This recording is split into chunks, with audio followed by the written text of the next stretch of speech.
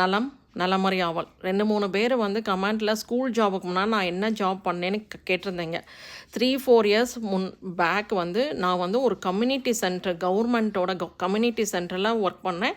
ஆனால் சீனியர் டிபார்ட்மெண்ட்டில், அந்த சீனியர் டிபார்ட்மெண்ட்னா 60+ இருக்கிறவங்க வருவாங்க. காலையில் ஸ்கூல் பஸ்ஸு போகிற மாதிரி அவங்கள பஸ்ஸு போய் பிக் பண்ணிட்டு வரும். நல்லா நடக்கிறவங்க பேசுகிறவங்க மட்டும்தான் அங்கே வர முடியும், ஏன்னா கம்யூனிகேட் பண்ணணும்ல. ஆனால் நான் ஒர்க் பண்ண சீனியர் சென்டர் வந்து ஆல்மோஸ்ட் எல்லாருமே சவுத் அமெரிக்காலேருந்து வந்தவங்க தான். பெரு, பிரேசிலு, ஸ்பெயின் அந்த மாதிரி. ஆனால் அவங்க வரும்போதெல்லாம் ஒரு வார்த்தை இங்கிலீஷ் பேச தெரியாது.